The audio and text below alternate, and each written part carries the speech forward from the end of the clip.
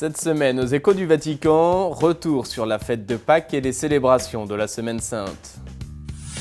En toile de fond de cette Semaine Sainte, justement, plusieurs attaques terroristes en Belgique, en Irak et au Pakistan. Le pape s'est emparé de l'actualité, nous en parlerons dans cette émission.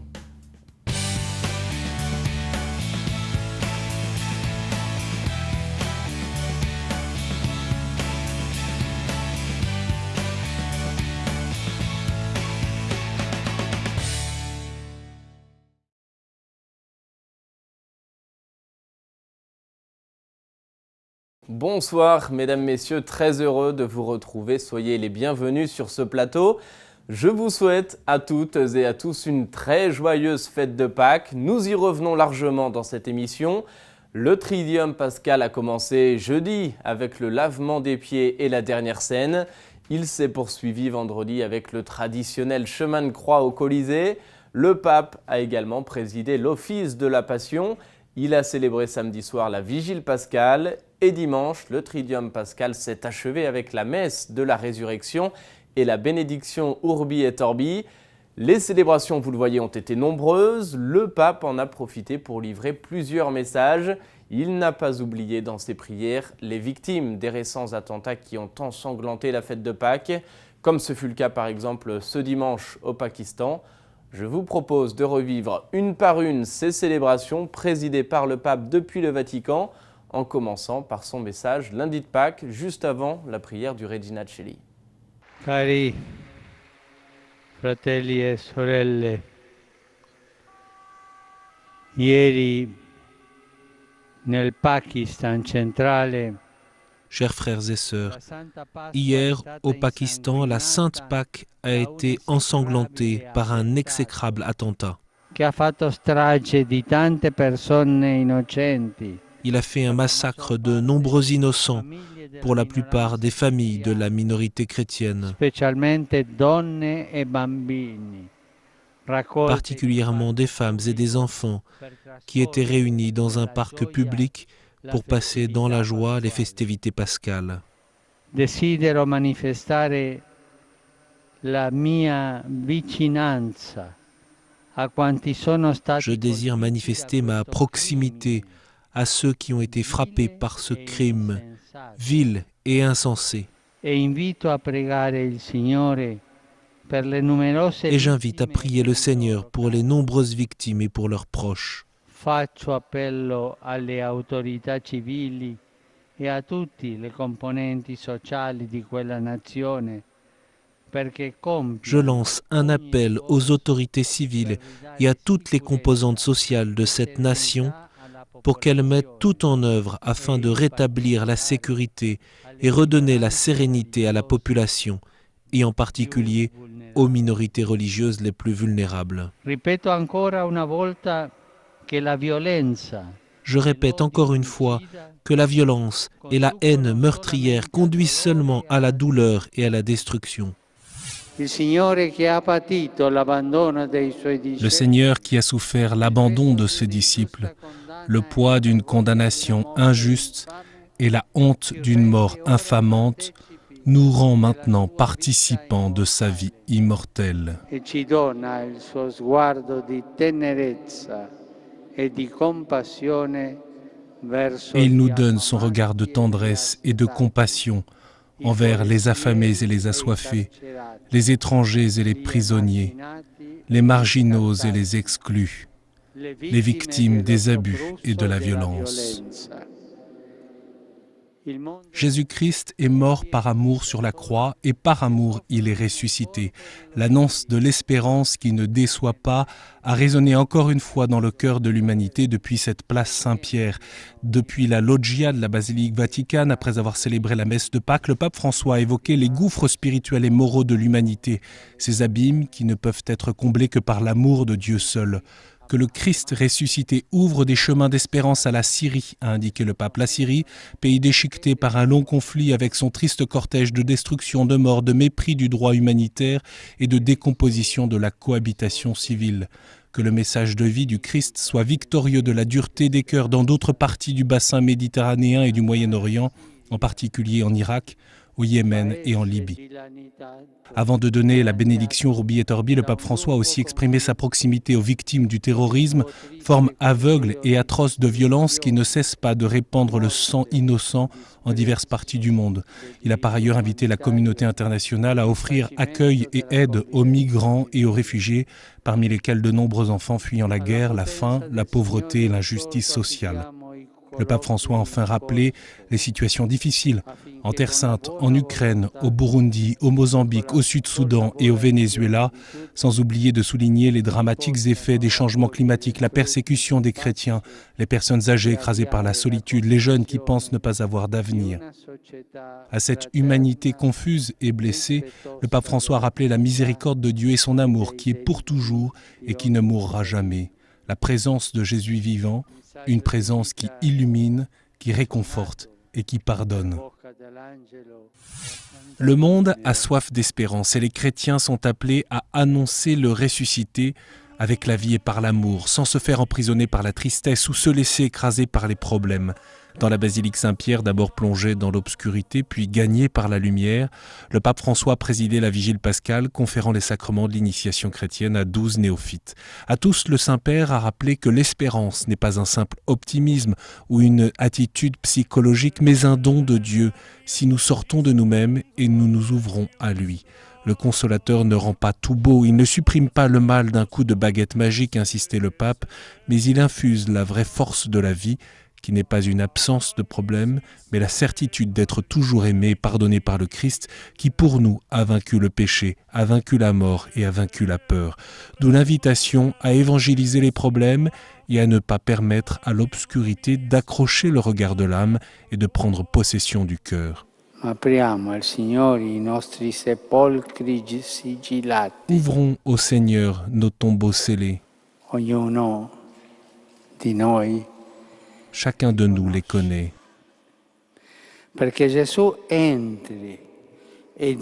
Pour que Jésus entre et donne la vie, portons-lui les pierres des rancunes et les amas du passé, les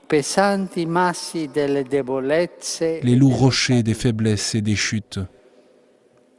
Il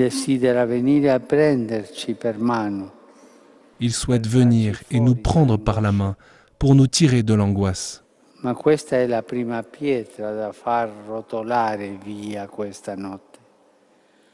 la première pierre à faire rouler au loin cette nuit, c'est le manque d'espérance qui nous enferme en nous-mêmes. Que le Seigneur ci liberi da questa terrible trappola. Que le Seigneur nous libère de ce terrible piège d'être des chrétiens sans espérance, qui vivent comme si le Seigneur n'était pas ressuscité et comme si nos problèmes étaient le centre de la vie.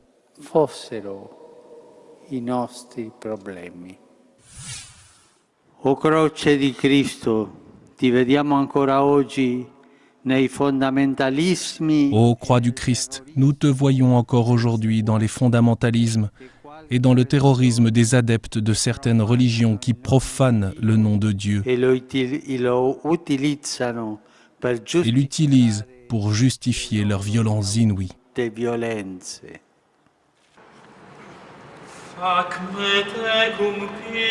Ce fut une longue prière tournée vers la croix du Christ, symbole de l'amour divin et de l'injustice humaine, échafaud de la persécution et étendard de la victoire. C'est ainsi que le pape François conclut le traditionnel chemin de croix du vendredi saint au Colisée. Dans l'obscurité de la nuit, illuminé par des milliers de cierges, le Saint-Père a énuméré les atrocités et les bonnes choses dont le cœur de l'homme est capable.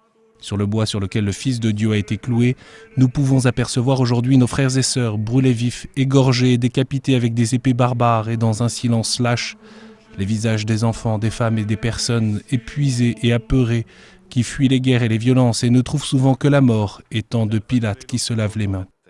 Sur la croix du Christ, nous voyons les puissants et les vendeurs d'armes qui alimentent le four des guerres avec le sang innocent des frères. Nous voyons la Méditerranée, la mer Égée devenue un cimetière insatiable, image de notre conscience insensible et droguée. Mais l'immoralité et l'égoïsme de tant de personnes n'annulent pas l'œuvre de ceux qui font le bien sans chercher les applaudissements ou l'admiration des autres. les sœurs et les consacrés qui abandonnent tout pour penser dans le silence évangélique les blessures de la pauvreté et de l'injustice, ou les familles qui vivent avec fidélité et fécondité leur vocation matrimoniale. Ô croix du Christ, a conclu le pape François, enseigne-nous que l'apparente victoire du mal se dissipe devant le tombeau vide et face à la certitude de la résurrection et de l'amour de Dieu que rien ne peut vaincre ou obscurcir ou affaiblir.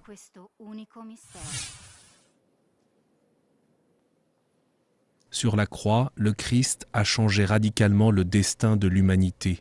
Parce que le Seigneur ne s'est pas contenté de pardonner les péchés de l'homme, il les a pris sur lui. L'amour de Dieu a rejoint l'homme dans ses retranchements les plus extrêmes, c'est-à-dire dans la mort. C'est ce qu'a souligné le prédicateur de la Maison pontificale durant la célébration de la Passion du Seigneur. Dans la basilique Vaticane, le père Raniero Cantalamessa a remarqué que la justice de Dieu est l'acte par lequel Dieu rend juste ceux qui croient en son Fils. Ce n'est pas se faire justice, mais rendre juste.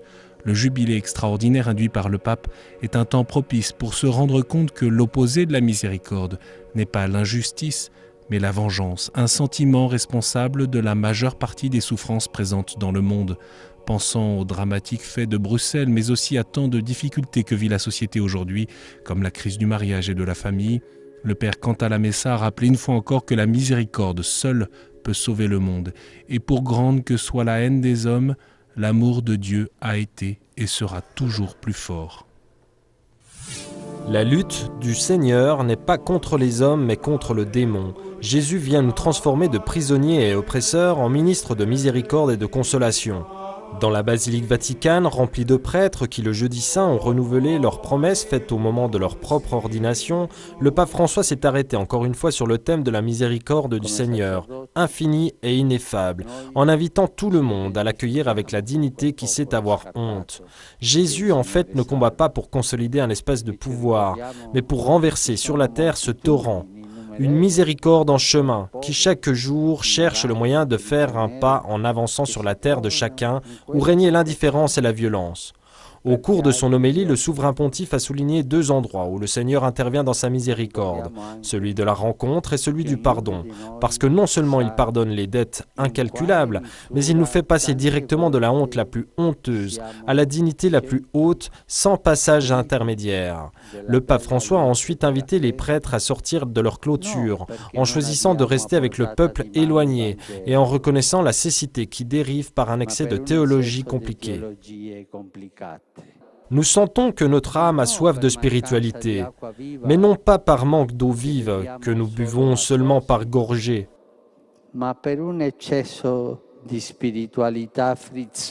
mais par un excès de spiritualité gazeuse, de spiritualité light. Nous nous sentons même prisonniers, pas entourés, comme tant de personnes, par d'insurmontables murs de pierre ou par des clôtures en acier,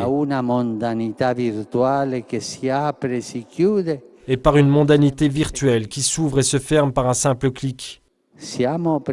Nous sommes oppressés, mais non par des menaces et des bousculades, comme tant de pauvres gens, mais par le charme d'un millier de propositions de consommation que nous ne pouvons pas abandonner pour avancer libres sur des sentiers qui nous conduisent à l'amour de nos frères, au troupeau du Seigneur, vers les brebis qui attendent la voix de leur berger.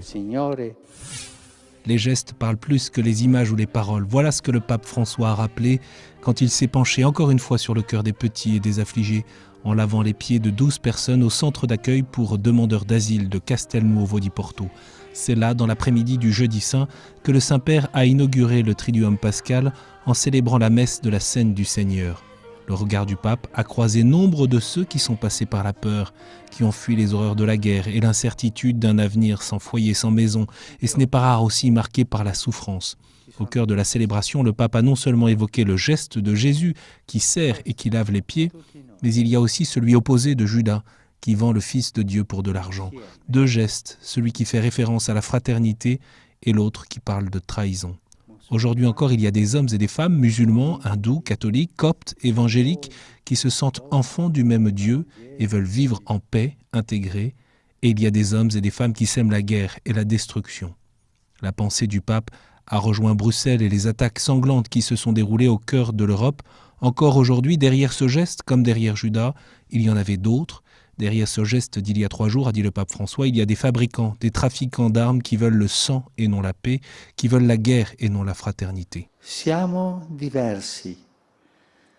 Nous sommes divers, nous sommes différents. Abbiamo differenti culture e religioni, Nous avons des cultures et des religions différentes, mais nous sommes frères et nous voulons vivre en paix. E questo è il gesto che Voilà le geste que je fais avec vous. con voi. Ognuno di noi ha una storia addosso. Ognuno di voi. Chacun de nous porte une histoire, chacun de vous porte une histoire. Tant de croix, tant de douleurs, mais aussi un cœur ouvert qui veut la fraternité.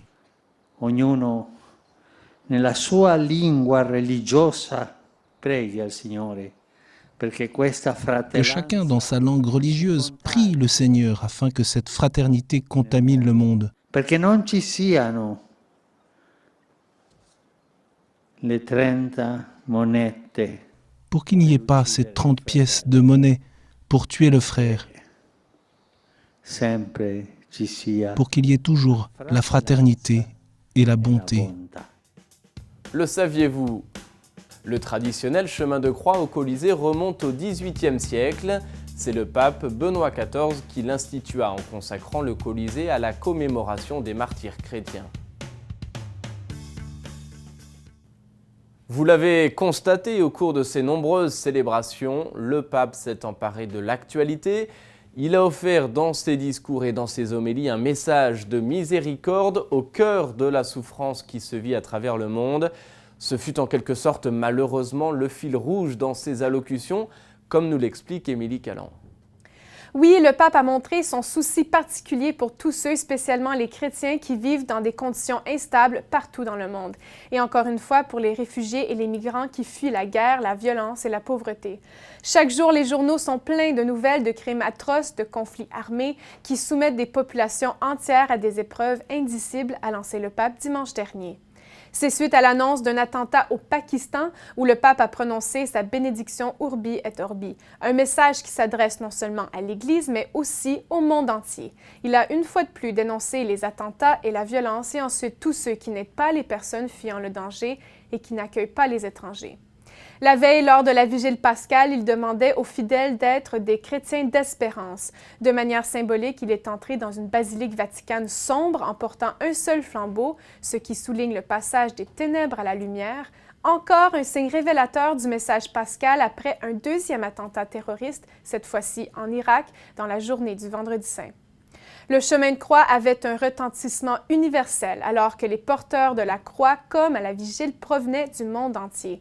Parmi eux, il y avait notamment des catholiques d'Orient, dont la Terre Sainte et la Syrie, mettant encore une fois l'accent sur les situations dramatiques des minorités religieuses et des migrants dans une prière touchante qu'il avait composée.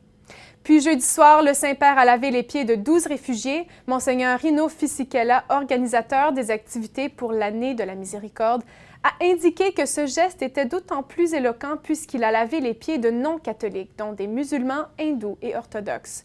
Puis il est revenu sur les événements survenus à Bruxelles en début de semaine. Il s'opposait aux gestes de destruction causés par des actes terroristes et prônait plutôt le respect et la fraternité. C'était un signe fort, surtout en cette année de la miséricorde, a rappelé l'archevêque Fisichella. L'accueil de l'étranger est l'un des gestes corporels de miséricorde encouragés par le pape François depuis l'ouverture de l'année sainte. À travers toute la liturgie du Triduum, donc, nous avons vu ce qui tient le plus au pape, par ses paroles, mais surtout par ses gestes, et nous avons vu l'amour qui s'abaisse et s'humilie pour ceux qui souffrent. Le début de la Semaine Sainte a été marqué notamment par les attentats de Bruxelles qui ont fait une trentaine de morts et près de 300 blessés. Les réactions politiques ont été nombreuses pour apporter soutien et condoléances à la Belgique. Le pape lui-même a exprimé sa compassion. C'était à l'issue de l'audience générale hebdomadaire devant la foule rassemblée place Saint-Pierre. On écoute sa réaction.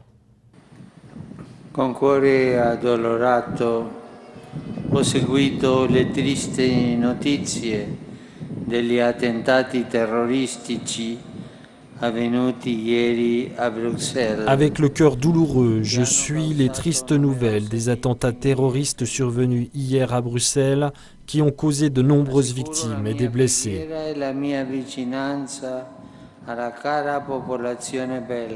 J'assure de ma prière et de ma proximité la chère population belge et à toutes les familles des victimes et à tous les blessés.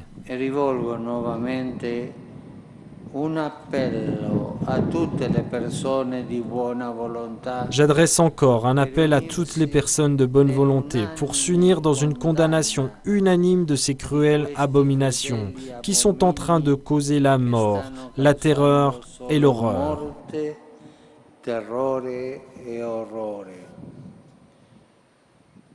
A tutti chiedo di perseverare nella preghiera. À tous, je demande de persévérer dans la prière et de demander au Seigneur, en cette semaine sainte, de conforter les cœurs affligés et de convertir les cœurs de ces gens aveuglés par le fondamentalisme cruel.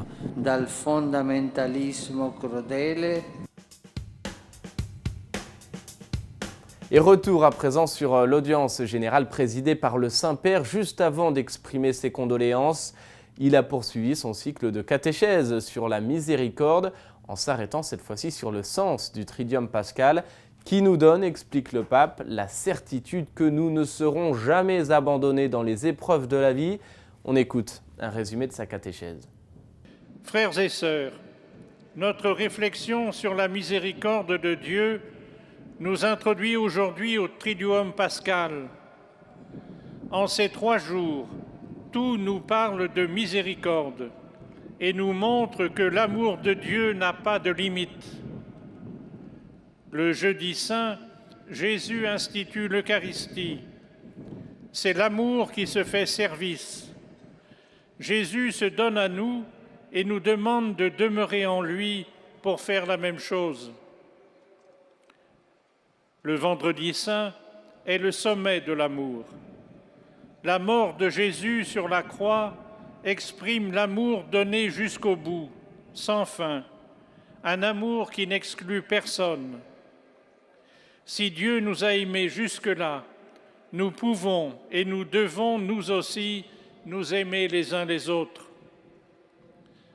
Enfin, le samedi saint est le jour du silence de Dieu, un silence qui exprime l'amour comme solidarité avec les abandonnés de toujours. Dieu se tait par amour dans l'attente de la résurrection. Tout cela est un grand mystère d'amour et de miséricorde, et nos paroles sont bien pauvres pour l'exprimer. Laissons-nous envelopper par la miséricorde de Dieu qui vient à notre rencontre, et accueillons dans notre cœur la grandeur de cet amour dans l'attente de la résurrection. La question de la semaine, c'est Diane qui la pose. Elle demande l'origine des canonisations dans l'Église. Eh bien, sachez que jusqu'au Xe siècle, c'était le plus souvent la vox populi qui déclarait la sainteté d'une personne avant la confirmation de l'évêque du lieu. C'est en 993 que l'Église reconnaît pour la première fois et de manière officielle la sainteté d'une personne. Et le terme de canonisation n'apparaît quant à lui que sous le pontificat de Benoît VIII au XIe siècle. Vous avez peut-être vous aussi une question à poser, alors n'hésitez pas, envoyez-la moi sur la page Facebook de Sel et Lumière ou par courriel à l'adresse suivante info@sel-et-lumière-tv.org. Voilà, c'est la fin de cette émission. Merci d'avoir été avec nous. Je vous souhaite à toutes et à tous une agréable fin de soirée et je vous dis à la semaine prochaine pour de nouveaux échos du Vatican.